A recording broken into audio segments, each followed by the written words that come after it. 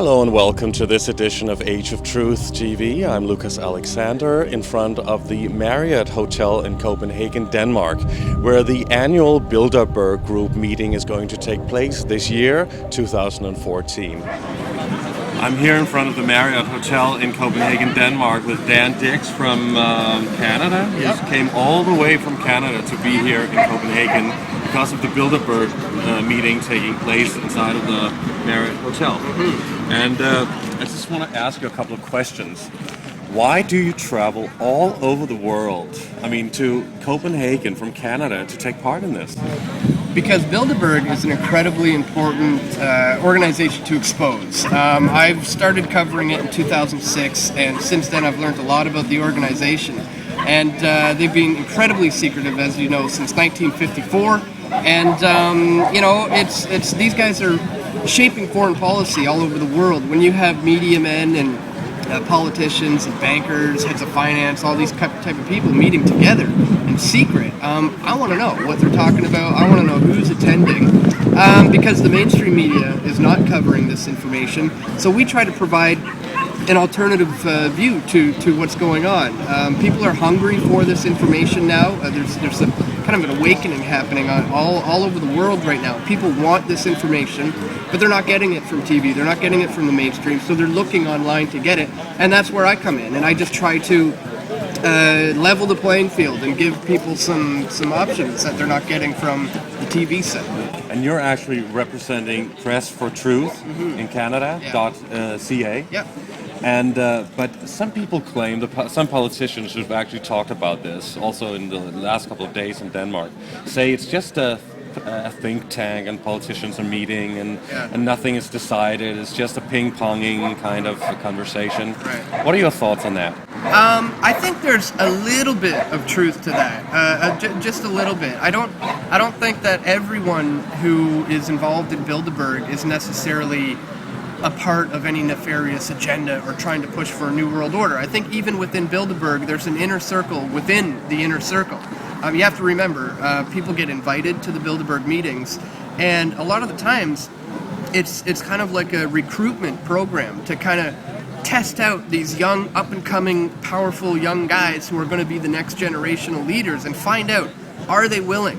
Are they going to come and join us or not? And so not everybody who's inside of that building is necessarily going to be involved in the next few years, but a good number of them are.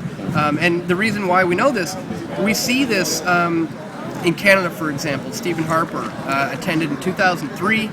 2 years later, he becomes the Prime Minister of Canada. There's a lot of examples like that. Bill Clinton attending in 91 and then becoming president the next year. And lots of examples like that. So that goes to show you that these people have an incredible amount of power and influence. And so that's also why it's important to document who's attending. Now, they do publish a list of attendees, but in my experience, it turns out that not everybody's on the list. And so the people who are not on the list end up being some of these very key, important people. So that's why we come with our weapon of choice, the camera, and we try to document those faces so we can get it on the record, so that in a couple years from now, when somebody becomes this big guy, we know, hey, you went to Bilderberg, we know what you're about. So why do you think royalty is also part of the Bilderberg Group, like the Queen Beatrix of the Netherlands, and some people claim that the Queen of Spain is also in there, and others, of course, have attended over the years. Yeah. Why do you think, if it's just a think tank with politicians and businessmen, why are royalty there? Well, again, it's more than just a think tank, and like you said, if royalty is showing up, this means that they have bigger things in store for people than just discussing, minor policies. When you have queens, presidents, prime ministers, not to mention all the other politicians and military men and bankers and all these things, incredible amount of influence, incredible amount of power. So yeah, having royalty involved is all about bringing people under that umbrella of control. And there's a small amount of people who are kind of disseminating it all from that. So royalty certainly is going to be a big part of that. But royalty supposedly has no real positions of power anymore. Right.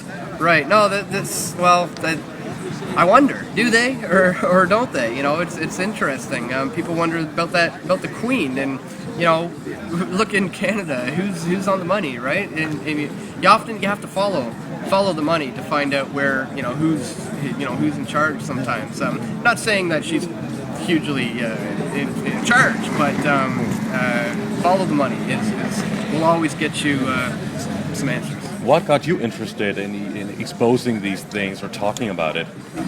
I kind of woke up, as we call it, around 1998, 1999 or so, and it was really a little while after 9/11 when I felt that I needed to do something more than just read books and watch documentaries and stuff. I wanted to get active, and that's when I started getting out into the streets, and I first started handing out flyers and DVDs and things like that, and I did that for a number of years, all the way up till 2006, when I said, okay, it's time to take it to a new level, a whole new level.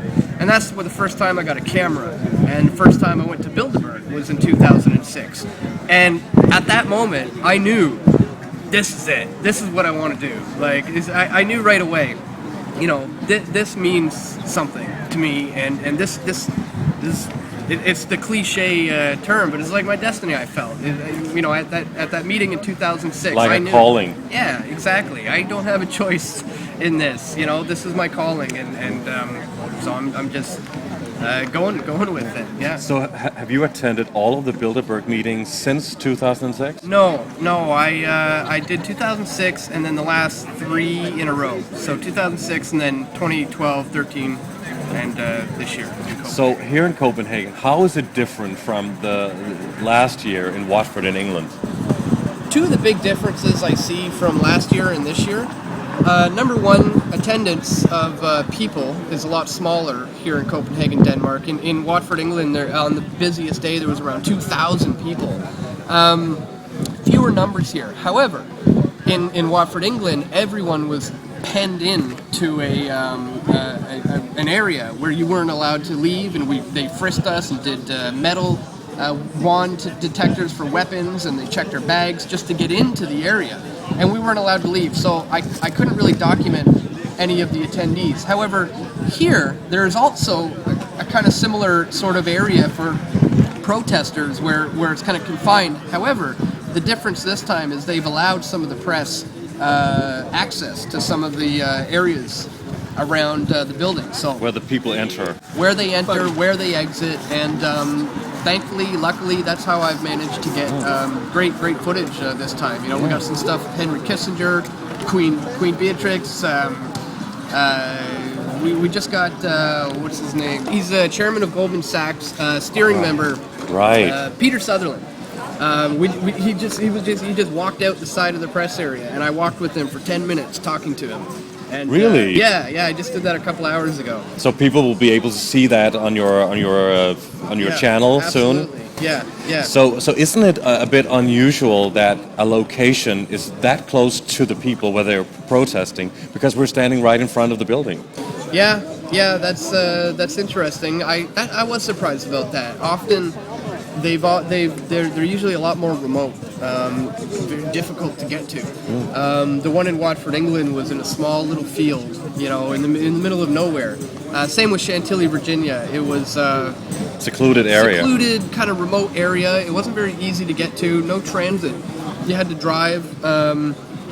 But this time it seems to be right on a main strip, main road, and I'm kind of surprised. Just in front of people, huh? Yeah, exactly. So it's interesting that these guys can actually look down and see everybody here, from their hotel windows there, and it's kind of interesting for them this year too, maybe. It's like they're trying to be a little bit more open about it. Also, in the Danish media, the mainstream media has reported every day, at least the last 3 days, about the Bilderberg Group, and even long reports.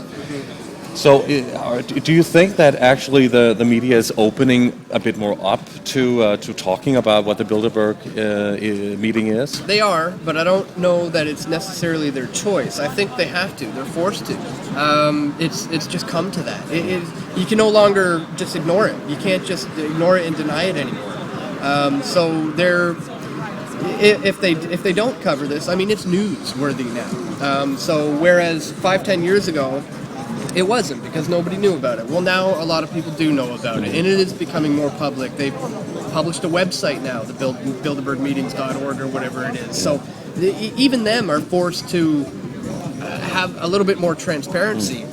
Not because they want it, but because the people kind of demanded it. So that's where we're at in the movement, and that's a beautiful thing. It's exciting to see the momentum that we have, and that's why we need to continue with this momentum and keep getting people to come out to Bilderberg and understand why it's important to document these things, expose these guys, teach people about it, and continue on that momentum that we're on now, so we can defeat the New World Order and stop the Bilderberg Group. So do you think that the New World Order is the biggest, greatest agenda that the Bilderberg Group actually has? Yeah, I mean, that term encompasses a lot of things, obviously. But yeah, I guess you could say that's kind of what it comes down to. One other guy I spoke with, Bilderberger, he said it's his first time here. This is his very first meeting. And he told me, I'm not doing anything wrong. Like, it's my first meeting. We're just talking and stuff. I believe him. Like, he was being honest, I think. But I think where a lot of the real things happen is when these guys take them aside, take them to the bar, maybe take them for a little walk, and have a private one-on-one chat. That's when the real hardcore stuff happens. I don't think it really necessarily happens around that table with 120 people sitting around that table. They'll have their meetings, they'll have their discussions, but then in the evening, Henry Kissinger or Rockefeller or something might say, hey. But some of them might only attend 1 year or 2 years maybe, and just be invited in as kind of guest. Or somebody like Kissinger, he's been like one of the founders and has been there. He's 91 now. How influential do you think that Kissinger is? Oh, very.